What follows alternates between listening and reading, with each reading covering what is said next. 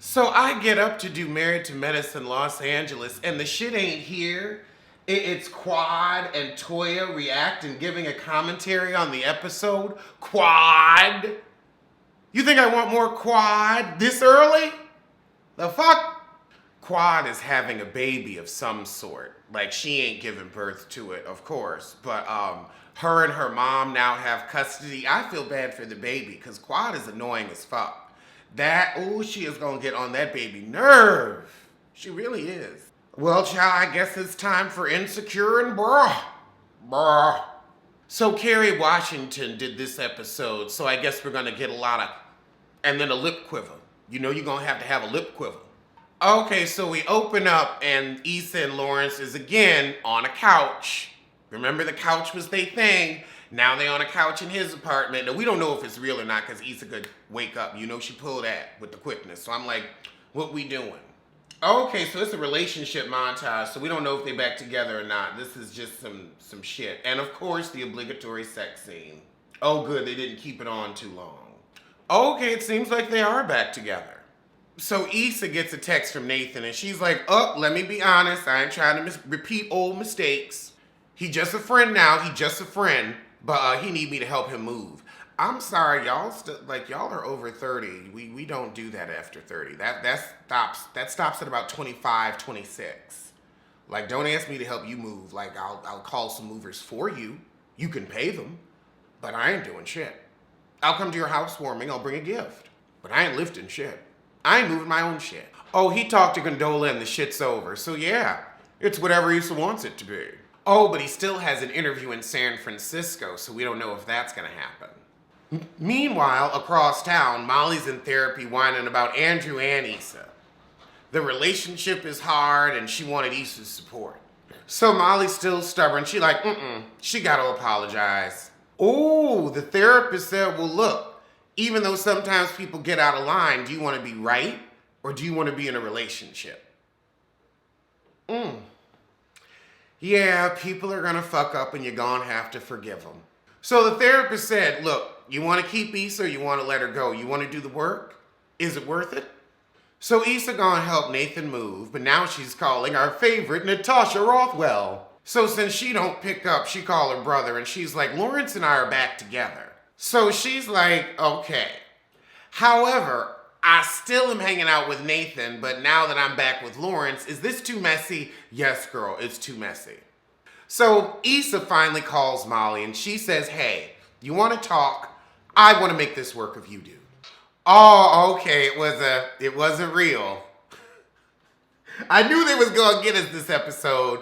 Molly, goes off on her, but, it's all in Issa's head. Okay, she does finally call her, but she just gets the voicemail. Probably because she blocked. So Issa leave a message and now they meeting up. So we've got some good awkward moments and awkward conversation. So after the drinks get flowing, things get better, and Issa tells Molly about getting dined and dashed on, and she said, never trust East Coast hoes. So they just had a brunch. We didn't see them really work on anything. So Issa invites Molly to help with Nathan's move on Thursday. So Molly get home and tell Andrew we laughed and joked like nothing happened at the brunch. So Molly says it felt kind of superficial, and Andrew's like, well, you could have tried to bring it up, and Molly's like, well, she didn't really seem like she wanted to talk about it. I think both of them were just too nervous. Lord, Andrew said, well, maybe you could meet her halfway. Like, she called, you could start to, you gotta take turns on this shit. But of course, Molly is always perfect. She's like, oh, I'm getting off the couch. Andrew, you should have known that that's a touchy subject with her ass. Oh my God. So Issa's, I guess like assistant or co-producer, she pulled out some cookies with hand warmers in her purse. She said it's like an easy bake oven in here. Everybody on Twitter was so impressed, and now I see why. So Lawrence's interview went well, but did he get the job? Meanwhile, Issa tells Lawrence that her brunch with Molly went well, so they're still on different pages. So now Issa going to Nathan's, and she's like, how am I gonna say hi to him? Oh, and he meet her, and he trying to get that deep hug. And she like, ooh, you have a man. I can tell you right now, Nathan invited her over for a cup of puss. they gone slowly get to the unpacking, but I think it's more the unwrapping that he was hoping for. Or actually the wrapping. Oh, Nathan's bought into a barbershop. He is looking at her with bedroom eyes, and I don't know how she can take it. She is like, I am not about to cheat again, damn it. I am not. At least you got good options. I mean, Issa out here getting all the good dick. That's where all the good black men is, insecure. So she says, look, me and Lawrence got back together. Let me go on and just put it out there. Aww, and he's heartbroken.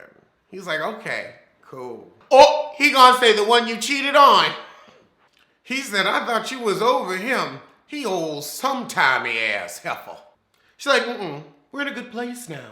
He gonna say, well, I hope he keeps his shit together this time. And Issa said, well, you know what? He uses his words and doesn't disappear. Since you want to throw shade, let's throw shade. And he says, look, I didn't just disappear. I found out I was bipolar. And then it's the, oh. And he says that, this has given him some clarity and he wants people like Issa in his life that he appreciates. Meanwhile, across town, Molly heads over to Andrew's with some Chinese.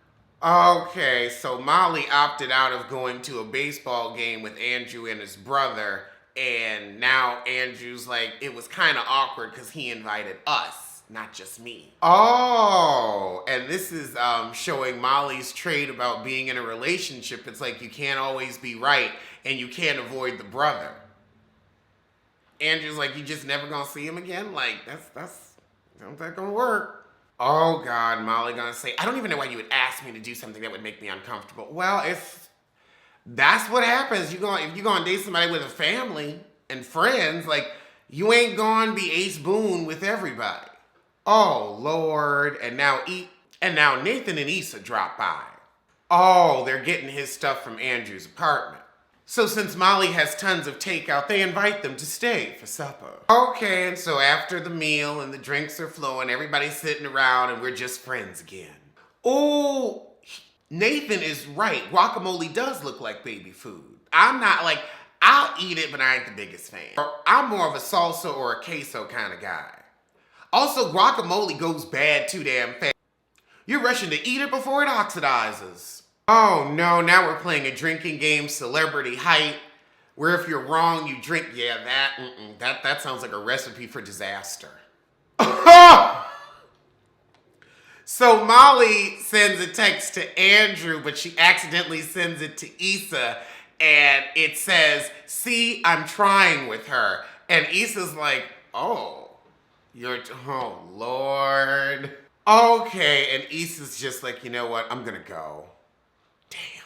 So Molly comes out and she's like, Issa, wait, that wasn't meant for you, but it's the way I've been feeling. Like, everything feels so forced.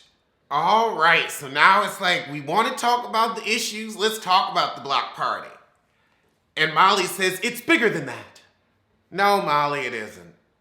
And Issa said, I know we've been off for months, that's why I reached out, but I can't be the only one working here. Wow, Molly said, maybe we just don't fit anymore. Maybe we've grown apart. And all Issa can say is, okay. And Issa gets in the car and drives off. I mean, ain't shit else to say after that. Okay, Kerry Washington, that was a pretty good episode. Well, let's get to get our little half-hour shows together. Oh God, so we open the episode with the architect and the lawyer going up to John at the club with a bunch of money so they can repay him for trying to take the fall. For taking the fall in college. Oh my God, this acting! I know you're upset with us, but come on, we're the bros. I mean, like, he hated that line so much you could see it. He spit it out, we're the bros. Sissy tie-tie. So the lawyer hand him the prop money and he like, I don't need that. I already bought the place. The deal is done. And I don't care what you think I should be doing. Okay, and so now the doctor come walking up and he's like, I told the lawyer that you took the fall, so you take the coin. John said, well, you know what? You wouldn't have done that because you're stuck up, you're selfish, and you're all about you. I regret taking the fall for your sorry ass. He's like, none of you fuckers would have taken the fall for me. So are we bros for real? Well, I feel like, I feel like there's friendship, but taking the fall for something, the fall, child. If that's you, that's you. Now I can help you, but I can't save you. Well, at least he realizes that he's a fool because he gave all his shit up for this dude, and they ain't even bumping Bus. Look where this friendship has gotten me. The doctor said, we love you like a brother. John said, we love you like a brother. That was a good impression of him. He said, get the fuck out. I'm done talking. I'm out here living with my mama. Get the fuck out and leave right now, man. That literally is what he did. I mean, this acting class ass shit. I can't. Oh God, now John tearing up the restaurant because y'all got me in this fucking shit. And now it's time for the best part of the show, the theme song. Bros! My bros! Okay, so now we got the architect and his heifer, and she come in and says, he won't take me back. Oh, so they need to talk. She's so angry with him for what he did. She doesn't know if he really wants her or if it's because of Peter. She wants to know when he found out that he loved her. Oh, God, and this idiot gonna say, well, when I saw you were with Peter. And she's like, that's jealousy. That's just what I fucking said. So he said he was embarrassed about the way he treated her and the way he ended things. Oh, God. So now we find out the lawyer told him to break up with her by text, and he did it.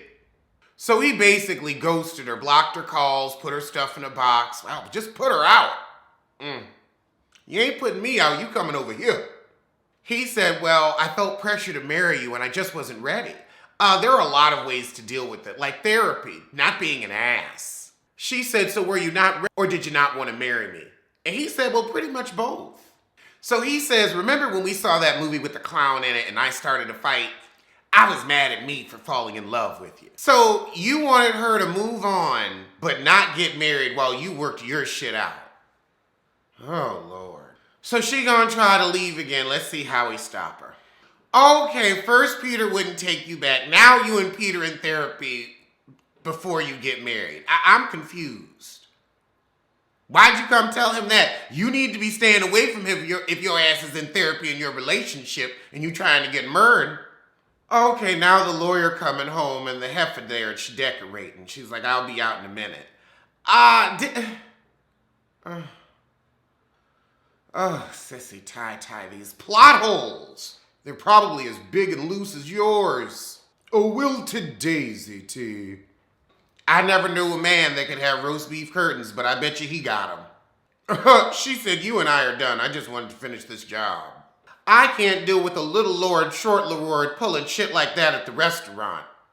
I thought you knew this was collection plate puss. I collect the coin, you pass the puss. She said, hell, you go around fucking all the women. You think women ain't going around fucking all the men? We humans, that's what we do in our spare time. It is. I mean, how do you think we got so many people? They coming from somewhere. They ain't growing in a cabbage patch, I can tell you that.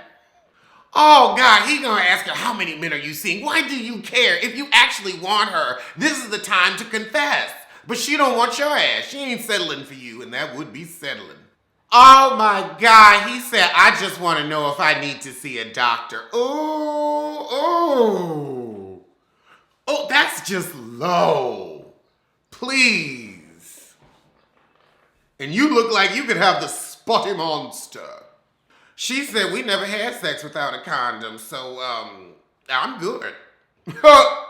She said, hell, you always with the I don't have a condom. That's why I got a purse full. Oh, God, he is just, I mean, this is a well-written asshole part, but it's also so ham-fisted. It's like, it's very high school. Oh, my God, he calling her a whore. The shit don't even make sense. She's like, look, you sleep with 17 women in 1 month and you trying to not use condoms. God, it's bad. So he's like, go leave, fine. You want to get out? And she's like, so us not talking is gonna be okay for you. Why would you want to continue talking to somebody who showed their ass like that? Oh, these cheap ass Tyler Perry sets, I tell you. So now we got the doctor and that nurse about to give him hell. Child, she said, I'm going to the chief of staff. He said, I'm going too. Shit, you harassing me. He said, okay, what do you want? You gonna pull out harassment, what do you want? You doing all this for a reason, and don't say it's for me. So she gonna get her revenge. I guess she getting it now with this bad acting that we gotta sit through. I feel hurt, and I ain't did nothing to the heifer. Oh Lord, the heifer crying. Oh, God. Tyler Perry can pack so much bad into 21 minutes. Jesus. Why did I start watching this? Oh, that's right. There's nowhere to go. Child, just run out the room, cry. I hate your talk. Ooh. Wow. Wow. Takes me back to acting class in 9th grade. Of course, we had more talent then, but, we lacked the experience. Oh, child, now Tom getting pulled into the office. He said, okay, let me give you the real. We all got drunk at the holiday party, including you. She like, I ain't in this. So he said, then we fucked after the party, and now she won't leave me alone. Oh, God. Now this woman's like, oh, you really think you're something you can bring? No. Y'all got drunk, bumped bus, and then she wanted to turn it into something. I mean, there's a lot of other doctors there. Okay, now it's the problem with the cute ones. I don't know what world they're living in, but Tom is boring as fuck. Like, I don't even know why she's stripping. I don't even know why this have a tripping over him, because he don't look like the dick is that damn good. Maybe it was. I mean, apparently. But, for real, sissy tie-tie, God. You always can find a new way to disappoint me, I'll give you that. What the hell? Now she brings up John and the attack on the dean's daughter. The fuck? Child, he done got suspended pending further review. Well, that was the shit, and I mean shit. I'ma see you soon for something.